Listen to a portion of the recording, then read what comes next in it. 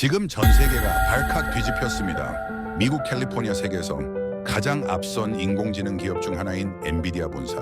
이곳 사내 식당에 어느 날 갑자기 한국 음식 김치가 등장했습니다.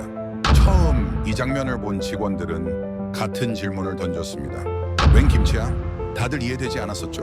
나중에 알려진 사실은 엔비디아 CEO 젠슨 왕이 직접 본사 식당에 두라고 지시한 것이었습니다. 한 글로벌 기술 기업의 중심인 엔비디아 본사 식당에 왜 김치가 놓이게 되었을까요? 엔비디아 최고 경영자 젠슨 황의 숨겨진 의도는 무엇이었을까요? 그리고 그 선택은 과연 조직을 어떻게 바뀌었을까요? 지금부터 그 이야기를 시작하겠습니다. 시작에 앞서 좋아요, 구독 눌러주시면 영상 제작에 큰 힘이 됩니다. 안녕하세요. 저는 엔비디아 본사에서 근무하고 있는 로버트 앤더슨입니다. 그날 아침 사무실에 들어섰을 때 복도 한쪽에서 뭔가 이상한 냄새가 났어요. 처음엔 환기가 잘 안 된 건가 싶었죠. 하지만 휴게실 쪽으로 가까워질수록 그 냄새는 점점 더 강해졌습니다. 시큼하면서도 자극적이고 뭔가 발효된 듯한 냄새였어요. 솔직히 말하면 불쾌했습니다. 휴게실 테이블 위에는 투명한 유리용기 여러 개가 놓여 있었어요. 안에 든 건 붉은색과 주황색이 섞인 채소 같았는데 보기만 해도 자극적이었습니다. 색깔부터가 심상치 않았어요. 누군가 장난으로 가져다 놓은 건가 싶었죠. 아니면 누군가의 실험용 음식이거나요. 제 옆자리에 앉는 제이슨이 먼저 다가가더니 용기를 한참 들여다봤어요. 그는 고개를 갸우뚱하며 뚜껑을 살짝 열어봤다가 바로 닫아버렸습니다. 표정이 일그러지는 게 보였어요. 저도 가까이 가서 봤지만 솔직히 먹고 싶다는 생각은 전혀 들지 않았습니다. 이거 뭐지? 누가 가져온 거야? 제이슨이 주변을 둘러보며 물었지만 아무도 대답하지 않았어요. 다들 슬쩍 보기만 하고 지나갔습니다. 평소 같으면 누군가 새로운 음식을 가져오면 다들 관심을 보이곤 했는데 이번엔 달랐어요. 아무도 손을 대려하지 않았죠. 저는 엔비디아에서 일한 지 3년째였어요. 이 회사는 전 세계에서 온 사람들이 모인 곳이었고, 그래서 가끔 누군가가 자기 나라 음식을 가져오는 일도 있었습니다. 멕시코 음식, 인도 커리, 이탈리아 파스타, 그런 것들이었죠. 대부분은 익숙하거나 최소한 먹을 만해 보였어요. 하지만 이건 달랐습니다. 점심시간이 되어도 그 용기들은 그대로였어요. 몇몇 직원들이 휴게실에 들어왔다가 냄새를 맡고는 인상을 찌푸리며 나가는 모습이 보였습니다. 누군가는 이거 상한 거 아냐? 라고 말하기도 했어요. 저도 비슷한 생각이었습니다. 왜 이런 게 여기 있는지 이해가 되지 않았죠? 오후가 되어서야 상황이 조금 달라졌어요. 인사팀에서 일하는 리사가 휴게실에 들어오더니 용기를 보고 웃었습니다. 그녀는 아시아계였고 뭔가 알아본 것 같았어요. 아, 김치네요. 제대로 된 김치예요. 그녀가 자연스럽게 말했지만 저는 김치가 뭔지 정확히 몰랐어요. 들어본 적은 있었습니다. 한국 음식이라는 건 알고 있었죠. 하지만 실제로 본 건 처음이었어요. 이렇게 생긴 거였나 싶었습니다. 이거 먹는 거예요? 제이슨이 의심스럽다는 표정으로 물었습니다. 리사는 고개를 끄덕였어요. 물론이죠. 한국에서는 거의 모든 식사에 나와요. 발효 음식이에요. 발효라는 단어를 듣는 순간 더 먹고 싶지 않았어요. 발효 음식이라니. 그게 안전한 건지도 의문이었죠. 리사는 그런 우리 반응에 아랑곳하지 않고 용기를 하나 열어 포크로 조금 집어먹었습니다. 그녀는 아무렇지 않았어요. 오히려 만족스러워 보였죠. 누가 가져온 거예요? 제가 물었을 때 리사는 잠시 생각하더니 대답했습니다. 아마 젠슨이 가져온 것 같아요. 요즘 한국 음식에 관심이 많거든요. 젠슨 황이요? 저는 놀랐어요. 우리 회사 최고 경영자가 직접 이걸 가져왔다는 말인가요? 그는 바쁜 사람이었어요. 회의와 출장으로 늘 분주했고 회사 전략을 이끄는 사람이었죠. 그런 사람이 왜 이런 음식을 직접 가져와서 직원들에게 먹어보라고 한 건지 이해가 되지 않았습니다. 그날 오후 내내 저는 그 용기들을 신경 쓰지 않으려 했어요. 하지만 자꾸만 눈에 들어왔습니다. 휴게실을 지날 때마다 보였고 몇몇 직원들이 조심스럽게 맛을 보는 모습도 보였어요. 대부분은 한 입 먹고는 표정이 복잡해졌죠. 좋아하는 것 같지도 싫어하는 것 같지도 않았어요. 그냥 낯설어 보였습니다. 저는 한국에 대해 아는 게 거의 없었어요. K-팝이 유행한다는 건 들었고, 삼성이나 LG 같은 회사가 있다는 것도 알았죠. 하지만 그게 전부였습니다. 한국 음식이나 문화에 대해선 깊이 생각해 본 적이 없었어요. 솔직히 관심도 없었죠.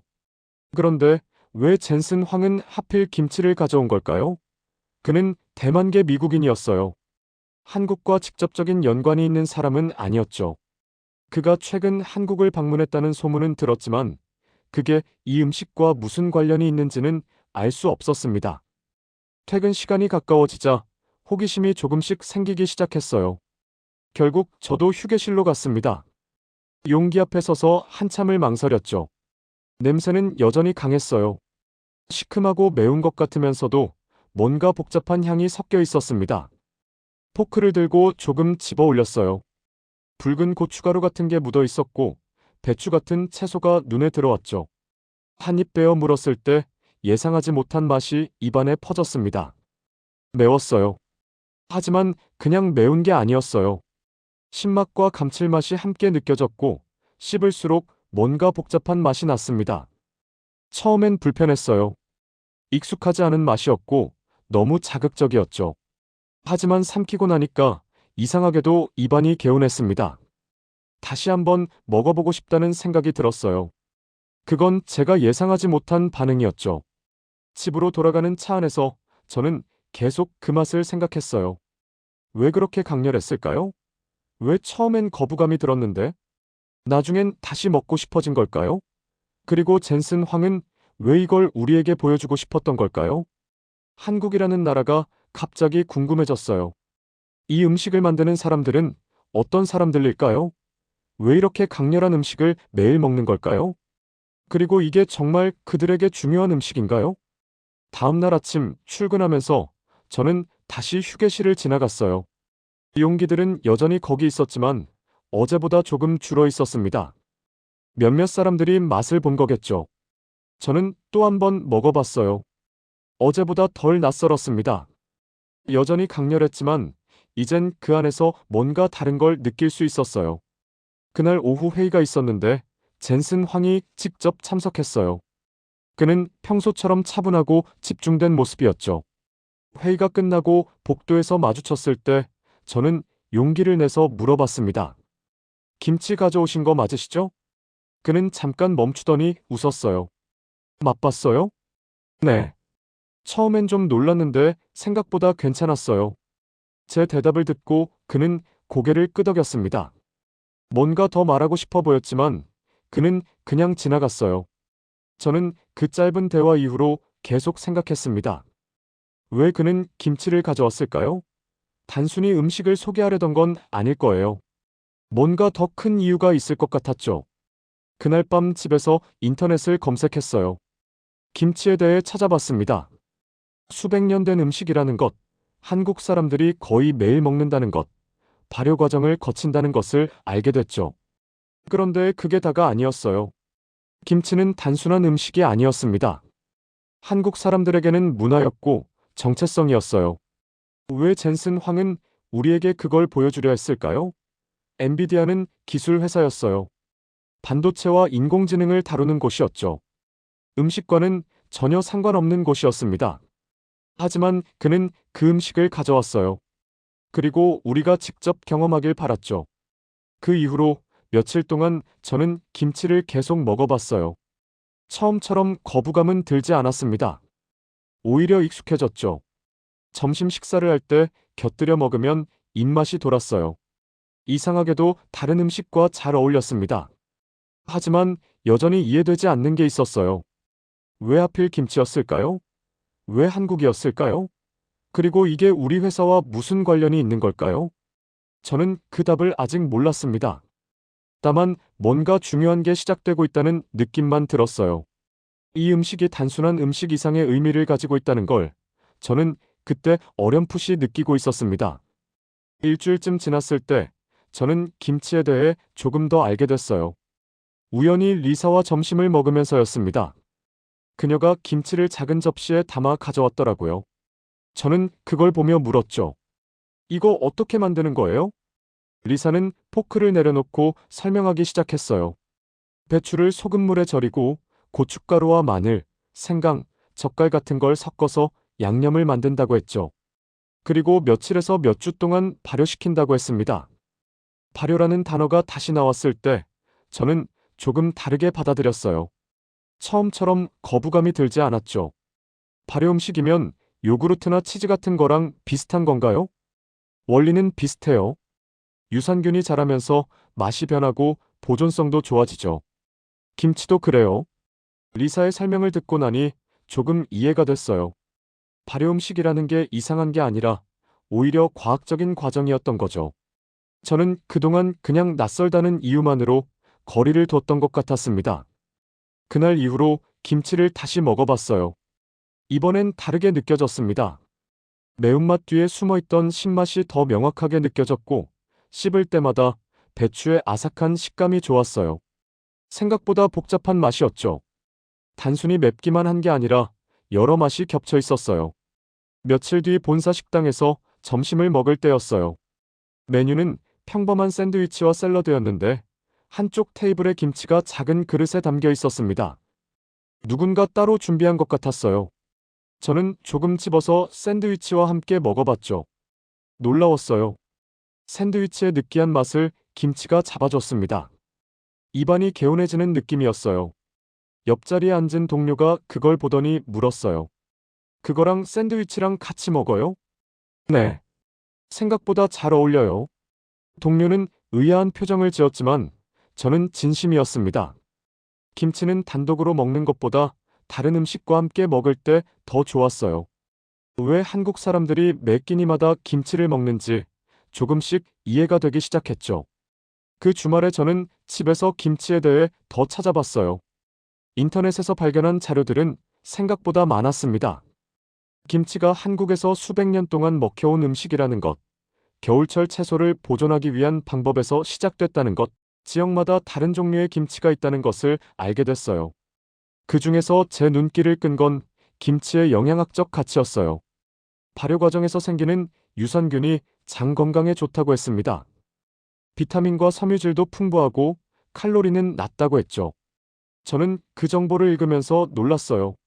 처음 봤을 때는 그냥 자극적이고 이상한 음식이라고만 생각했는데 알고 보니 건강에도 좋은 음식이었던 거예요. 월요일 아침 회사에 갔을 때 휴게실에 김치는 여전히 있었어요. 이젠 익숙한 풍경이었습니다. 몇몇 동료들도 자연스럽게 집어먹고 있었죠. 처음처럼 경계하는 사람은 거의 없었어요. 저도 그날 아침 커피와 함께 조금 먹어봤습니다. 아침에 먹으니 입맛이 돌았어요. 그날 오후 회의에서 제이슨이 물었어요. 김치 계속 먹고 있어요? 네. 생각보다 괜찮더라고요. 저도 먹어봤는데 처음엔 이상했어요. 근데 자꾸 생각나요. 왜 그런지 모르겠어요. 제이슨의 말에 저도 공감했어요.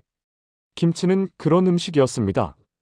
처음엔 낯설고 거부감이 들지만 먹을수록 익숙해지고 나중엔 오히려 찾게 되는 음식이었죠. 중독성이 있다는 표현이 맞을 것 같았어요. 며칠 뒤 점심시간에 리사와 다시 마주쳤어요. 그녀는 김치를 여러 종류 가져왔더라고요. 하나는 빨간색이었고 다른 하나는 하얀색이었습니다. 이게 다 김치예요? 네. 이건 배추김치고 이건 백김치예요. 고춧가루 안 넣은 거죠. 백김치를 맛봤을 때 저는 또 놀랐어요. 맵지 않았어요. 대신 시원하고 담백한 맛이 났습니다. 같은 김치인데 이렇게 다를 수 있다는 게 신기했죠. 저는 김치가 하나의 음식이 아니라 여러 변형이 가능한 음식이라는 걸 그때 알았어요.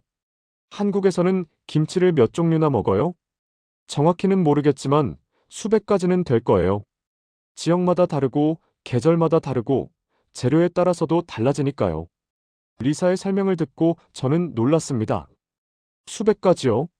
저는 김치가 그냥 배추로 만든 하나의 음식이라고만 생각했는데 실제로는 훨씬 복잡하고 다양한 음식이었던 거예요. 그날 저녁집에 돌아가서도 김치 생각이 났어요.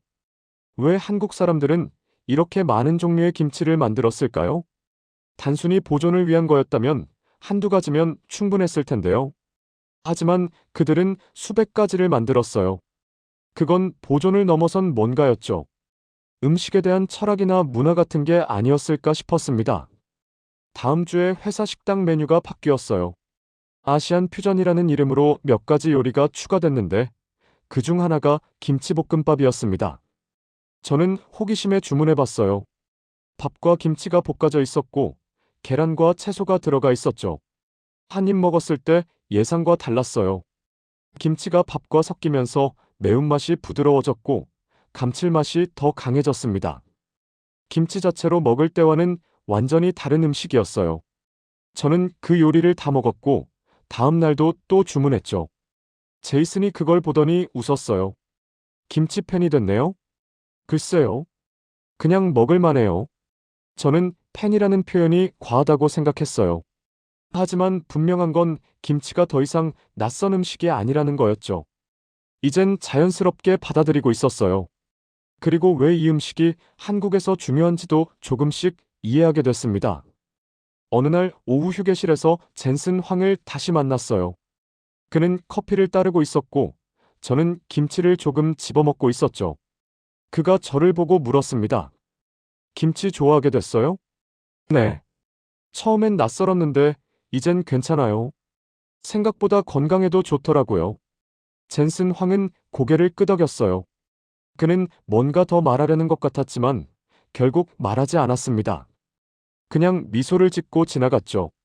저는 그 미소가 뭘 의미하는지 알 수 없었어요.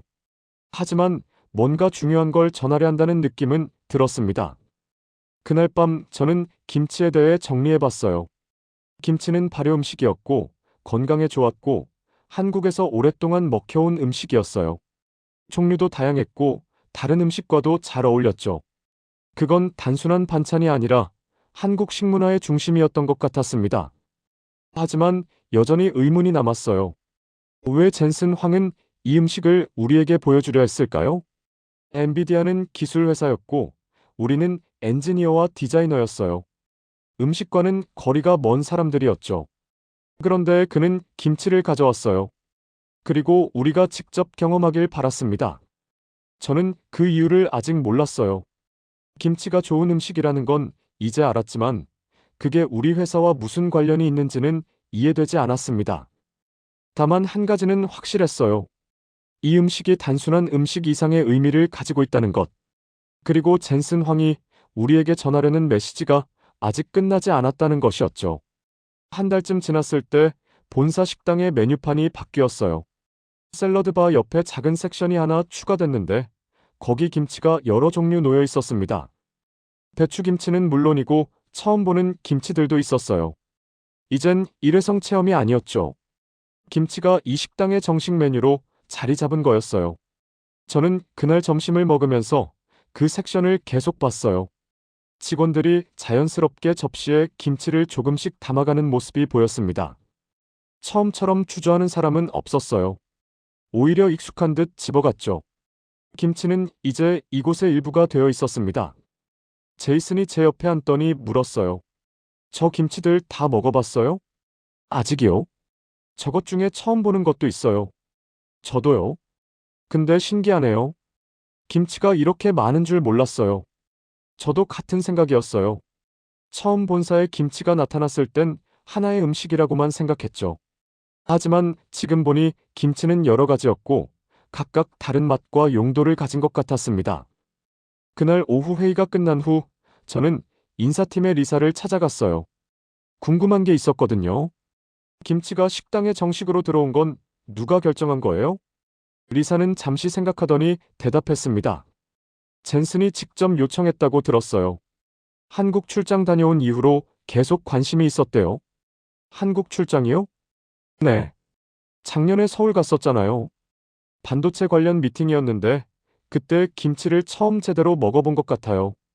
저는 그때 기억이 났어요. 젠슨 황이 한국에 다녀왔다는 소식은 들었었죠. 삼성이나 SK 하이닉스 같은 기업들과 협력 관련 논의를 했다고 했어요. 하지만 그게 김치와 연결될 줄은 몰랐습니다. 그냥 음식이 좋아서 가져온 건가요? 리사는 고개를 저었어요. 그것만은 아닌 것 같아요. 젠슨은 요즘 한국 기업들과 일하면서 그 사람들의 일하는 방식이나 문화에도 관심이 많아졌거든요. 김치는 그 중 하나였던 거죠. 저는 그 말을 듣고 조금 놀랐어요. 젠슨 황이 김치를 단순한 음식으로만 본 게 아니라 문화의 일부로 이해했다는 거잖아요. 그래서 여기 가져온 거였군요. 다음날 점심시간에 저는 김치 섹션에서 여러 종류를 조금씩 담아봤어요. 배추김치는 이미 익숙했고, 이번엔 다른 것들을 먹어보고 싶었죠. 하얀색의 백김치, 가늘고 긴 열무김치, 작고 둥근 총각김치, 파로 만든 파김치까지 있었어요. 하나씩 맛을 봤을 때 각각 달랐습니다. 백김치는 시원하고 담백했고, 열무김치는 아삭하면서도 상큼했어요. 총각김치는 약간 씁쓸하면서도 개운했고, 파김치는 매콤하면서도 단맛이 났죠. 같은 김치인데 이렇게 다를 수 있다는 게 놀라웠어요. 옆 테이블에 앉은 동료들도 비슷한 반응이었어요. 누군가는 백김치가 좋다고 했고, 다른 사람은 열무김치가 더 맞는다고 했죠. 각자 선호하는 김치가 달랐어요. 그건 김치가 단일한 음식이 아니라 선택지를 제공하는 음식 문화라는 걸 보여줬습니다. 저는 그날 오후 일하면서 계속 생각했어요. 왜 젠슨 황은 김치를 여기 가져오기로 했을까요? 그가 한국 기업들과 일하면서 느낀 게 뭐였을까요? 단순히 음식이 좋아서였다면 다른 음식도 많았을 텐데 하필 김치를 선택한 이유가 궁금했어요. 며칠 뒤 전사 회의가 있었어요. 젠슨 황이 앞에서 발표하고 있었는데 주제는 인공지능 기술과 글로벌 협력이었죠. 그는 한국 기업들과의 협력이 얼마나 중요한지 강조했어요. 반도체 분야에서 한국의 역할이 크다는 걸 설명했고, 앞으로도 더 긴밀하게 협력해야 한다고 했습니다. 회의가 끝나고 복도에서 제이슨이 말했어요. 한국 기업들이 생각보다 대단한가 봐요. 그런 것 같아요. 젠슨이 계속 강조하니까요. 저는 그때 깨달았어요. 젠슨 황이 김치를 가져온 건 단순히 음식 때문이 아니었어요. 그는 한국과의 협력을 중요하게 생각했고, 그 문화를 이해하려 했던 거죠. 김치는 그 중 하나였고, 우리에게도 그 문화를 경험하게 하려던 거였어요. 다음 주 점심시간에 저는 김치를 다시 담으면서 관찰했어요. 김치는 다른 음식과 잘 어울렸어요. 샐러드와 함께 먹으면 드레싱처럼 작용했고, 밥이나 빵과 먹으면 반찬 역할을 했죠. 고기와 함께 먹으면 느끼함을 잡아줬고, 혼자 먹어도 괜찮았어요. 굉장히 유연한 음식이었습니다. 게다가 김치는 보존이 잘 됐어요. 냉장고에 오래 두어도 상하지 않았고, 오히려 발효가 진행되면서 맛이 더 깊어졌죠. 바쁜 업무 환경에서 이런 음식은 유용했어요. 언제든 꺼내 먹을 수 있고, 여러 요리에 활용할 수 있었으니까요. 저는 그날 밤 집에서 다시 생각했어요. 젠슨 황의 선택이 단순하지 않았다는 걸 이해하게 됐죠. 그는 김치를 통해 우리에게 한국 문화를 보여주려 했고, 동시에 우리가 협력하는 사람들을 이해하게 하려던 거였어요. 다음 날 아침 본사 식당에 가니 김치 섹션에 사람들이 더 많아져 있었어요. 이젠 익숙한 풍경이었죠.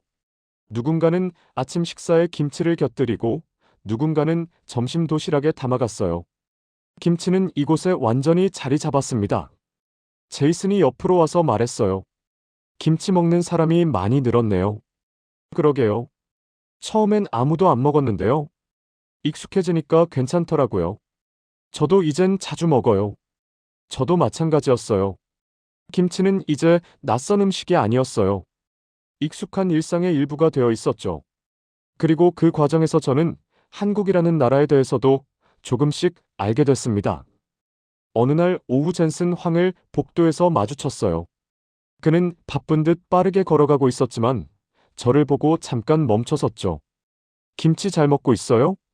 네. 이젠 익숙해졌어요. 여러 종류가 있다는 것도 알게 됐고요. 그는 만족스러운 표정을 지었어요. 좋네요. 음식은 문화를 이해하는 첫걸음이니까요. 그 말을 듣고 저는 고개를 끄덕였어요. 그는 정확히 알고 있었던 거죠. 김치를 통해 우리가 한국 문화를 조금이라도 이해하게 되길 바랐던 거였어요. 그리고 그건 단순한 바람이 아니라 전략적인 판단이었습니다. 그날 저녁 집에 돌아가서 저는 정리해봤어요. 김치가 이 회사에 들어온 건 우연이 아니었어요. 젠슨 황의 선택이었고, 그 선택에는 이유가 있었죠. 한국과의 협력을 중요하게 생각했고, 그 문화를 우리가 이해하길 원했던 거였어요. 김치는 그 문화를 보여주는 가장 직접적인 방법이었어요. 음식은 누구나 접근할 수 있고, 경험을 통해 배울 수 있으니까요. 그리고 김치는 한국 사람들의 일상에 깊이 뿌리 박힌 음식이었죠. 그걸 먹으면서 우리는 자연스럽게 한국에 대해 알게 되는 거였어요. 저는 젠슨 황의 판단이 옳았다고 생각했어요. 김치를 통해 저는 한국이라는 나라에 대해 관심을 갖게 됐고, 그들의 문화를 조금이나마 이해하게 됐으니까요. 처음엔 낯설고 이해되지 않았지만, 지금은 익숙하고 존중하게 됐습니다. 하지만 여전히 궁금한 게 있었어요. 이 모든 과정이 저에게 어떤 의미로 남을까요? 김치를 먹고 한국 문화를 조금 이해했다고 해서 뭐가 달라지는 걸까요? 저는 그 답을 아직 몰랐어요. 다만 뭔가 중요한 게 바뀌고 있다는 느낌만 들었죠. 2달쯤 지났을 때 김치는 완전히 일상이 되어 있었어요. 본사 식당에 가면 누군가는 배추김치를 담고 누군가는 열무김치를 골랐죠. 백김치를 선호하는 사람도 있었고 총각김치를 좋아하는 사람도 있었어요.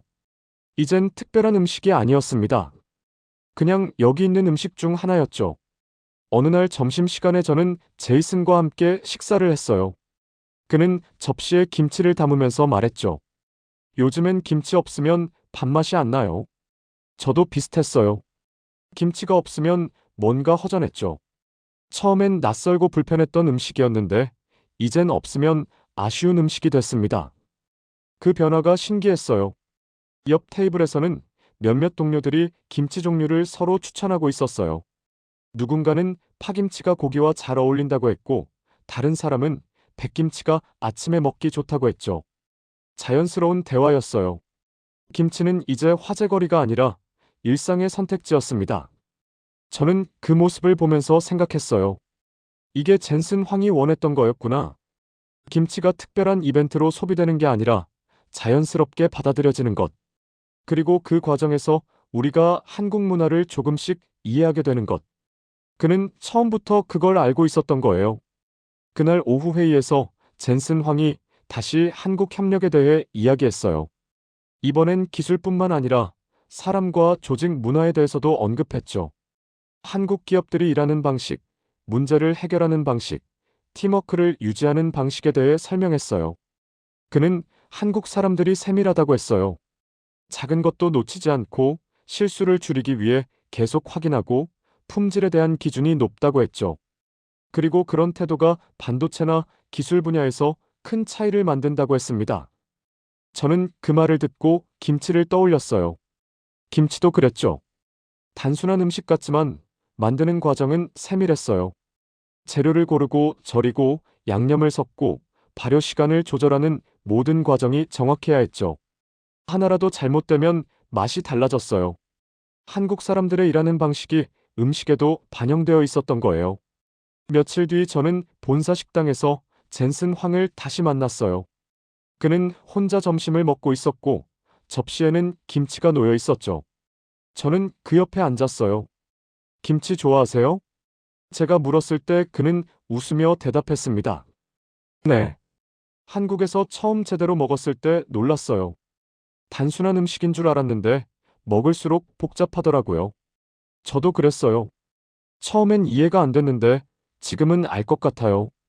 젠슨 황은 잠시 멈췄다가 말했어요. 음식은 문화예요. 한국 사람들이 어떻게 살고 무엇을 중요하게 생각하는지 음식에 다 담겨 있죠. 김치도 그래요.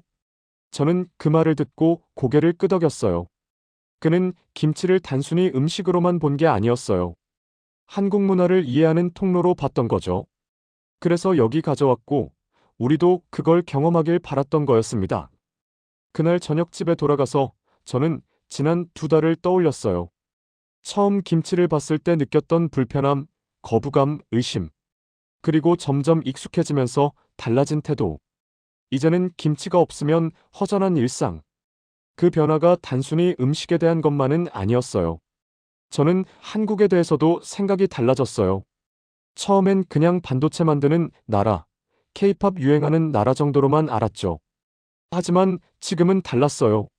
한국 사람들이 어떻게 일하는지, 무엇을 중요하게 생각하는지, 어떤 문화를 가지고 있는지 조금이나마 이해하게 됐습니다. 그리고 그 이해는 김치에서 시작됐어요. 단순한 음식이라고 생각했던 것에서 문화를, 태도를, 가치를 배웠죠. 젠슨 황은 그걸 알고 있었던 거예요. 음식을 통해 사람을 이해할 수 있다는 걸요. 다음 주 월요일 아침 본사에 갔을 때 저는 김치 섹션 앞에 잠시 섰어요. 여러 종류의 김치가 정갈하게 담겨 있었고 아침부터 몇몇 직원들이 집어가고 있었죠. 그 모습이 자연스러웠어요.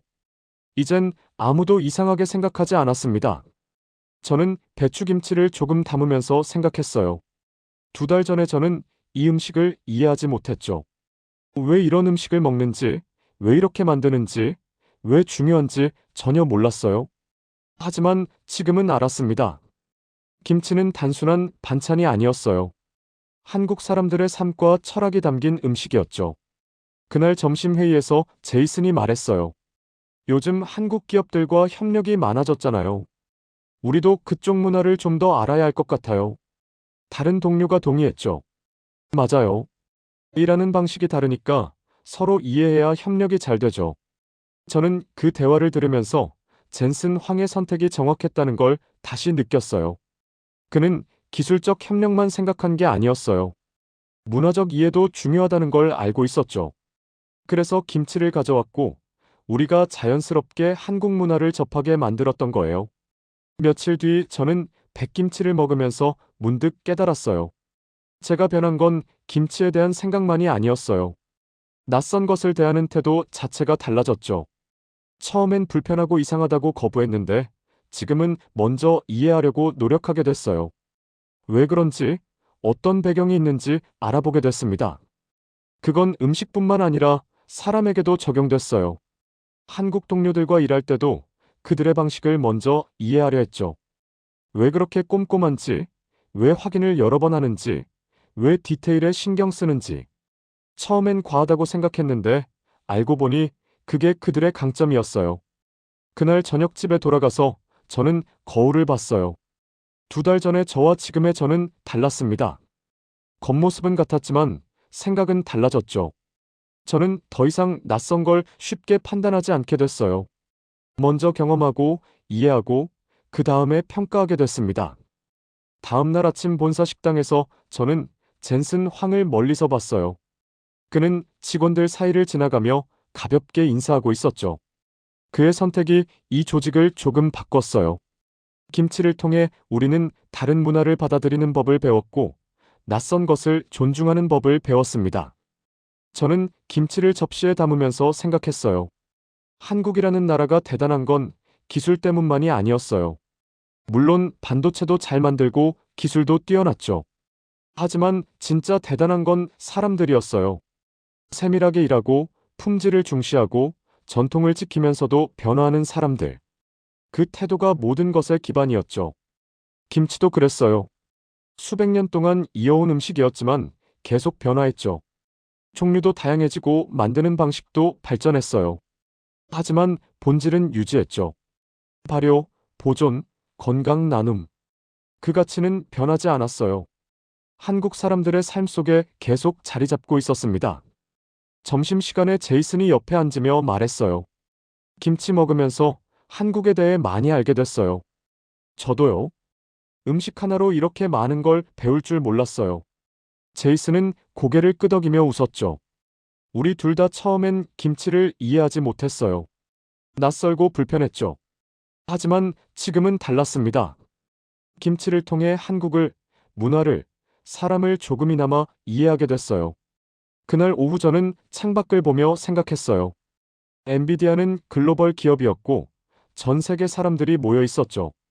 다양한 문화가 공존하는 곳이었어요. 그리고 김치는 그중 하나의 문화를 자연스럽게 보여줬습니다. 특별하게 만들지 않고 일상 속에 녹여냈죠. 저는 그게 젠슨 황의 지혜였다고 생각해요. 문화를 강요하지 않고 경험하게 만들었죠. 김치를 먹으라고 강요하지 않았어요. 그냥 거기 두었고 우리가 스스로 선택하게 했습니다. 그 과정에서 우리는 자연스럽게 배웠어요. 퇴근길에 저는 다시 생각했어요. 2달 전 처음 김치를 봤을 때의 저를요. 냄새가 이상하다고, 색깔이 불편하다고, 먹기 싫다고 생각했던 저를요. 그때 저는 김치를 이해하지 못했어요. 아니, 이해하려고 하지 않았죠. 그냥 낯설다는 이유만으로 거부했습니다. 하지만 지금은 달라요. 김치가 왜 중요한지, 왜 한국 사람들이 매일 먹는지, 왜 여러 종류가 있는지 이해해요. 그리고 그 과정에서 저 자신도 변했죠. 낯선 것을 쉽게 판단하지 않게 됐어요. 먼저 경험하고 이해하려고 노력하게 됐습니다. 집에 도착해서 저는 창밖을 봤어요. 실리콘밸리의 밤이었고 불빛들이 빛나고 있었죠. 이곳은 기술의 중심이었어요. 하지만 기술만으론 부족했습니다. 사람을 이해하고 문화를 존중하고 서로 배우려는 태도가 있어야 했죠. 한국의 진짜 힘은 기술이 아니라 사람에게 있었어요.